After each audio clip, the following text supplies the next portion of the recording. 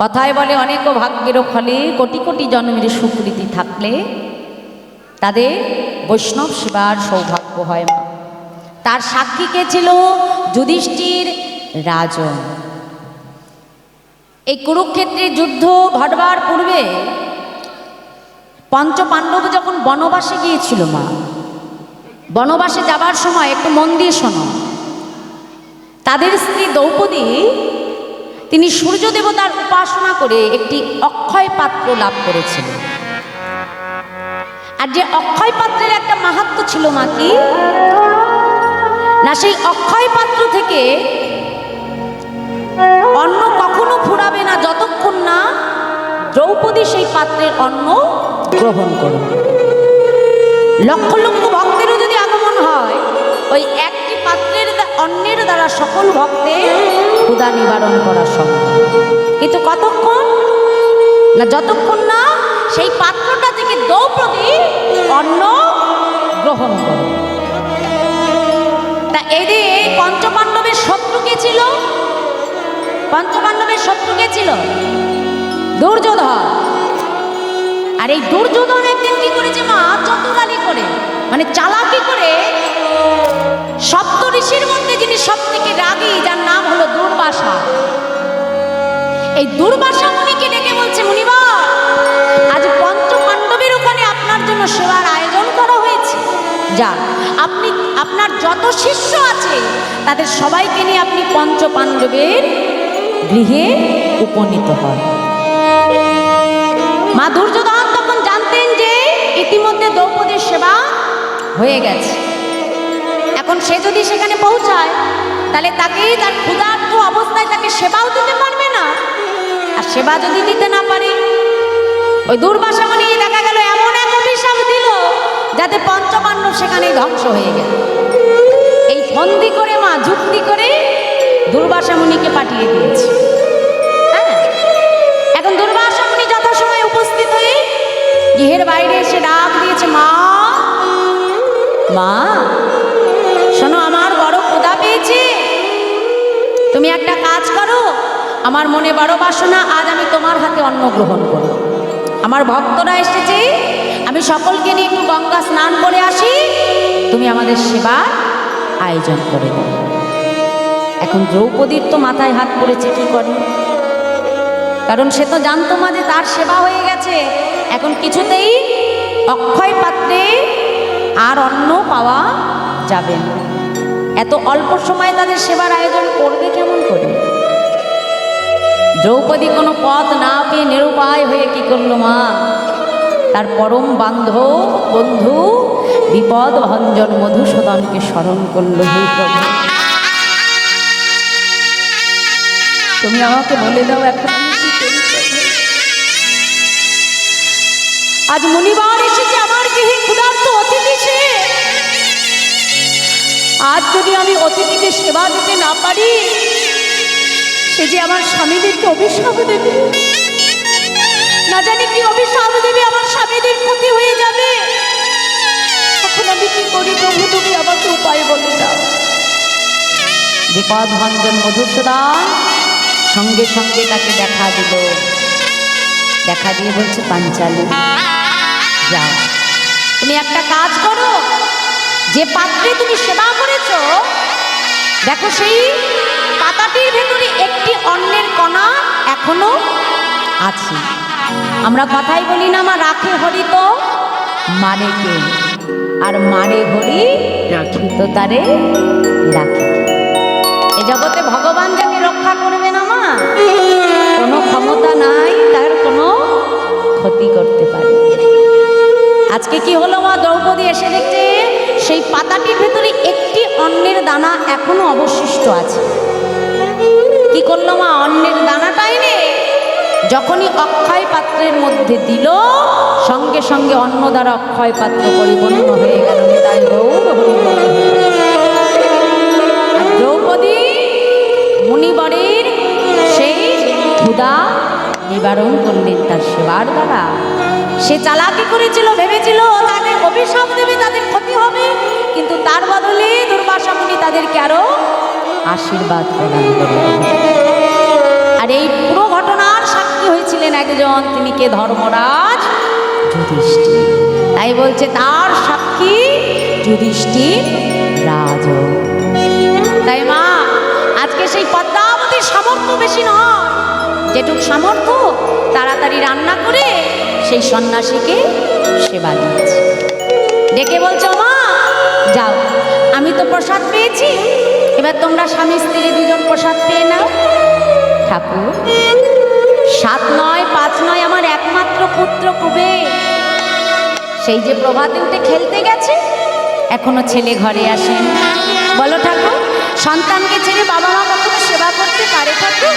হ্যাঁ, আমার ছেলে ফিরে আসুক, আমরা 3 জনে মিলে একসাথে প্রসাদ খাবো। মায়ের কথা শেষ হতে না হতে ওদিকে বন থেকে আমার কুবের রাম সীতারাম গাইতে গাইতে মনের আনন্দে নাচতে নাচতে ঘরে আসছে। কেমন করে?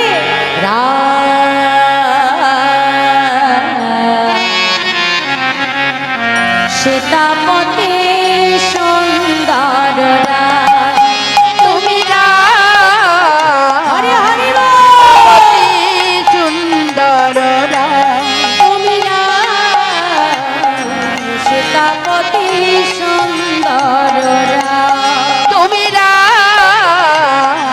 সীতাপতি সুন্দর তুমি সীতাপতি সীতাপতি সীতা।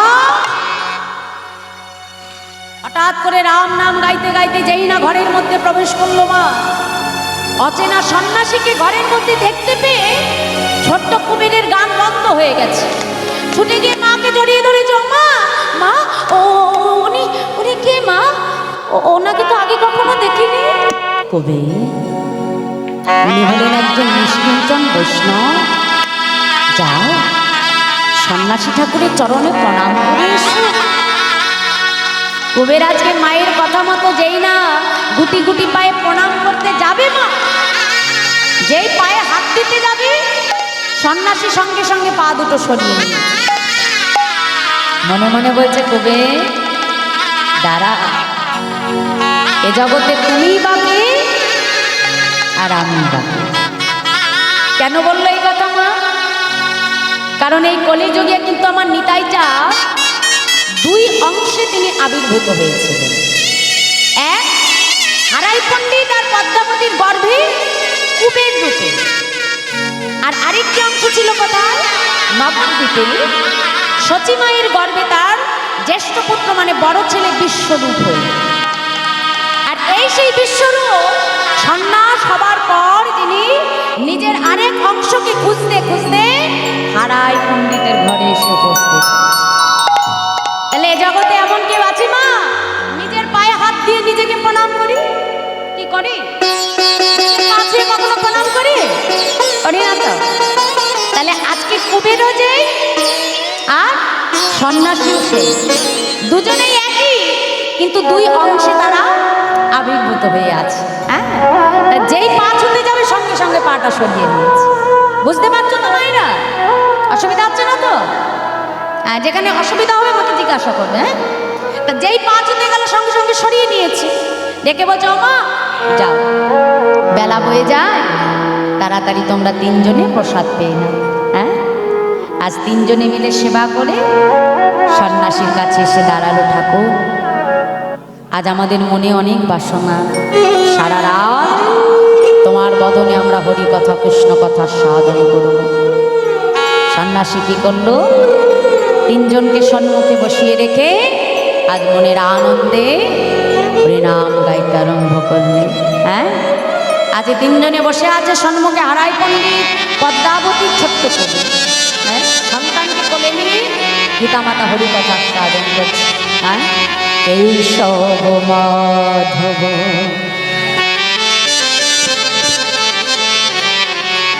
হে গিরিধারী কপিজন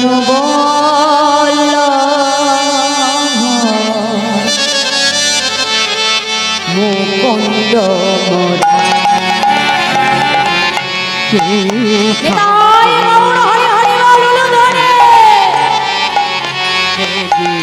গিরিধারী জনবল্লভ মুকুন্দ মুরারি মাধব হে ধারে গোপী জনবল্লভ মুকুন্দ মুরারি মাধব ধারি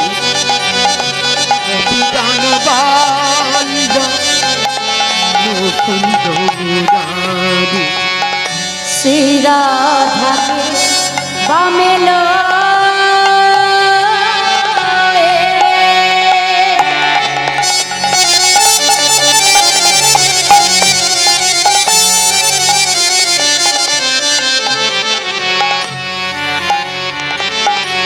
হৃদি ব্রজধামে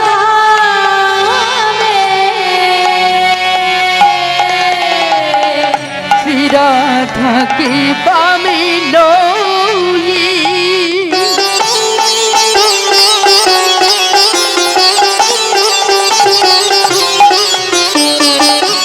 দিদি ব্রজধামে যুগলে দাঁড়াও এসে আর যুগলে দাদা আর যুগলে দাঁড়াও এসে আর যুগলে দাদা ওহে বংশীধারী হে সর্বমাধব হে গিরিধারী গোপী জনবল্লভ মুকুন্দ মুরারি হে নিতাই গৌর হরে হরে গোপী জনবল্লভ মুকুন্দ